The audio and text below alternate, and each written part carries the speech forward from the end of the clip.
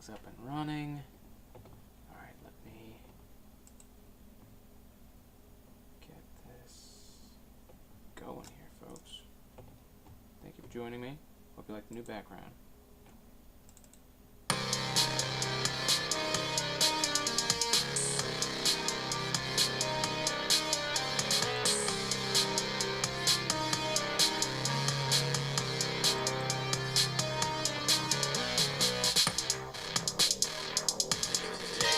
What?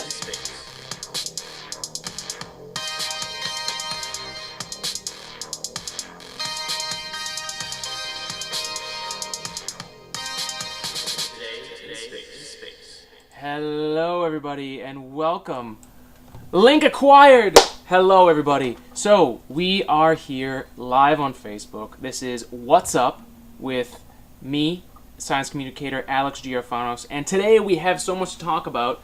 I'm sorry for clapping into the microphone there. We have so much to talk about. We have the recent flyby of the JUNO spacecraft, which did its 6th or 7th flyby scientific orbit of the planet. And this time actually flew over the big red spot on Jupiter, which is the most famous storm.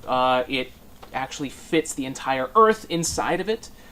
So it's a massive storm, and we've never been close enough. I mean, we just got to Jupiter here last year, and recently we just saw the first images of the north and south poles of Jupiter, and it was just simply astonishing.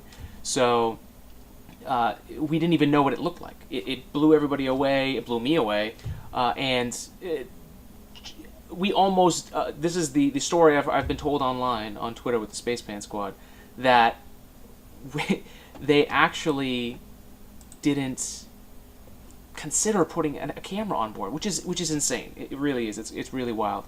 So thank God they did. Thank science they did.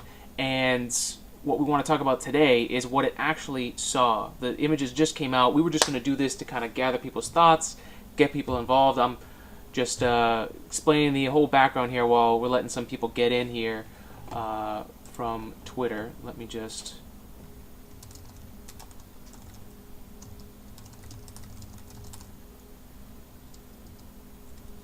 saying hello to the Spaceman Squad. So while people are filing in and we're getting everything up and running here,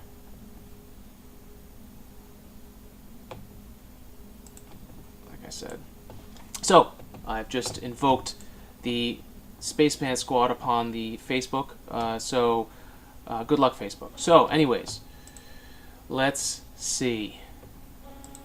We are live. So, again, we're talking about Jupiter. We're talking about the flyby of the big red spot. So, one of the big things I want to talk about was kind of my thought before we even got here. I mean, one of the big things about the storms on the north and south poles that we didn't even know were there, and they have cyclones and anticyclones, and it's massive on a scale that we can't even, the only reason we can even contemplate is because we're seeing it.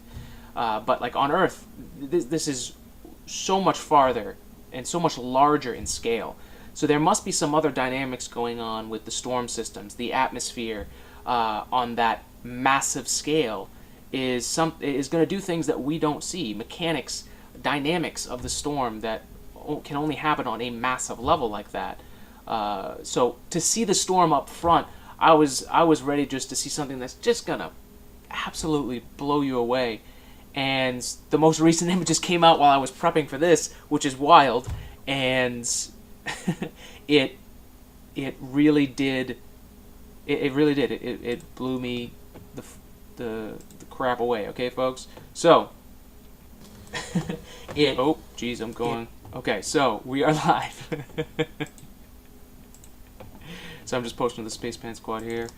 Sorry, folks. So anyways, while we're getting this prepped here, and while I wait for folks to join in, how do you guys like this new background? I just figured this out. I've been a fan of podcasts for a really long time. That's why I started this in the first place. So this this is pretty cool to actually get this going. So wow, dude, thank you guys. Is that Julia? What's up? what's happening? Another fellow Space Pants Squad member. So hopefully we're going to get the squad up in here, and if not, it will be live on YouTube later, so do look out for that. So again, hey, what's up? So we are taking your hypotheses and potential theories for what the big red spot of Jupiter look like. We're actually going to show that here, so if you guys stay tuned, you'll actually see the pictures. We're going to put them up. We have some citizen science going on. We actually have JasonMajor's re-image picture. We're going to put that up. So let us get into it. My thoughts on the great big red spot is that on the massive scale that it is, the ginormous, massive scale that these storms are, we're going to see dynamics and things that we don't see on storms on our planet, on Earth. So, I mean, the spot itself is wider than the Earth, so it's going to be a crazy storm.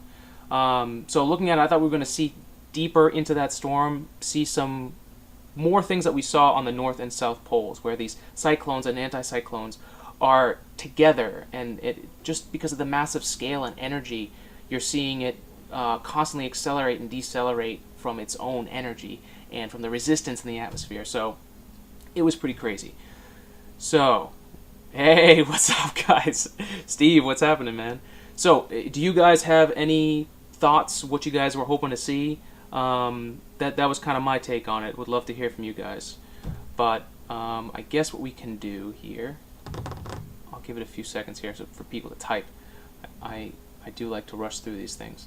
But hey, why not? Why not do a plug here while we're doing this? So, I am self-employed. This is my job, folks. So, one of the things I do on top of communicating science is actually 3D printing, and I absolutely love it. It's an amazing thing, and I started selling my own designs. So I have a few of them here I want to show you guys. So this is the beer can holder. This simple US standard size cans, you pop it in the top here, slide it in, and you've got a handle. This is the red, white, and blue version we did for 4th of July here in America. Those are available on my Etsy store for $15, ag3dprinting.etsy.com. I'm still waiting for your hypothesis on the big red spot before we reveal the picture, so please check that out and give me your hypothesis in the comments below, alright guys? And the latest is Sarah's Saturn, which is an actual necklace, 3D printed and made by me, available for 15 bucks, comes with a chain and tons of colors, so go check that out. Remember, while we're waiting for the... Oh, awesome, Julia. I know, they're insane, right? So, while we wait for some more hypotheses to come out, I'm going to show the photo shortly. I've also got another product launch coming out tomorrow, so you guys want to check that out, please do. So, anybody hypothesis? Nope. All right, so we're going to keep running with it.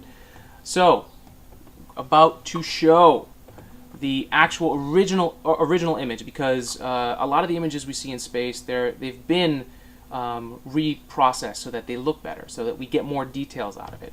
And it's just the nature of the game. So I'm going to show you the raw image, and then we're going to show you the actual image that was processed by JasonMajor at JPMajor on Twitter.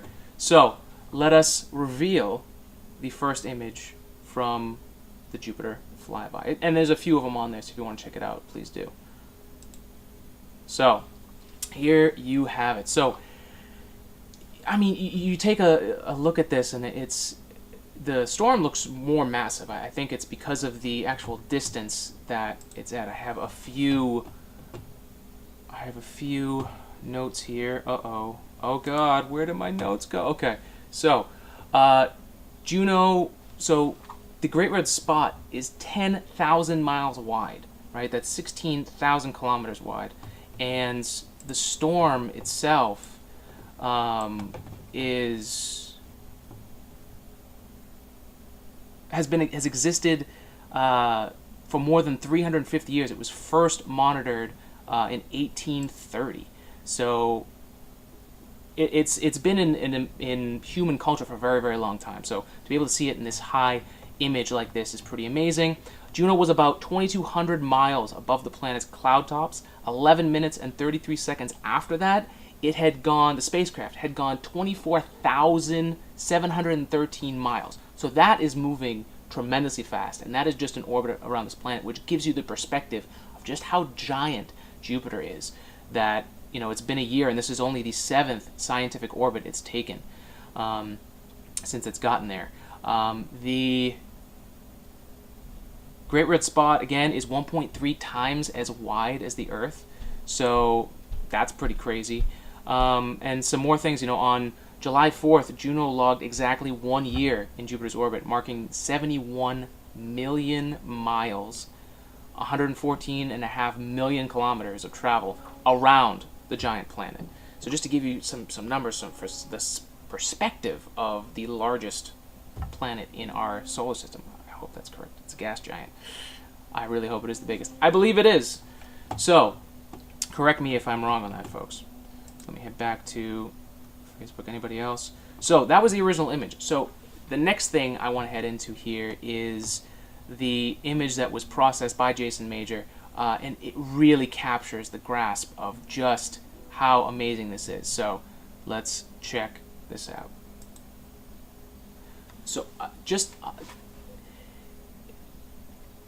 the amount of atmospheric flow that's happening and all the different areas where the storm is, the different dense layers of the atmosphere are combining. And the thing that really drives me crazy here is if you look at the center of the red spot, you see how it almost, to me, and again, this is only an observation, it's only a hypothesis. I am not an expert on this stuff. I'm just making some observations so that you guys can kind of get where I'm coming from. And please share me. And Julia, I know, it is beautiful. And a great job by JasonMajor. So, you look at this and it's just absolutely crazy. The center it looks so dense, and then you see all these different parts of the storm, what I would assume are these cyclones and anticyclones. And it just shows the massive scale of this thing, and it really is amazing what the processing, when you go from this one to the processed image, you get so much more detail out of it. And so it does make a lot of sense why in science we do these things, because otherwise we're missing a lot. If we only stick with this image and we don't go to the processing, we're going to miss out on all the intricate details that the universe has to offer. So Juno has done amazing work, and amazingly, the Juno cam, which took these images, isn't even the primary spacecraft instrument. So it's actually going to be offline for a little bit here. Offline in the sense that it's not the major piece for the mission going forward. So this is one of its last major things it was doing for a little while here. So more of the instruments are going to be available and are going to be used. Some of the biggest things we're going to learn is probing the atmosphere and really diving deep into completely imaging the planet and taking data across the entire thing, the orbits of this. It really is amazing. I'm trying to find something that I can show, but okay, so if my fist is Jupiter, the orbits that are happening are this spiral cone around. So it's going up and down. That was really terrible. I apologize. But it's going up and down to take data from the entire planet while we're there. So it really is an amazing thing. There is so much going on, Julia. Thank you. It's insane. I'm very happy to see that the mission is going well.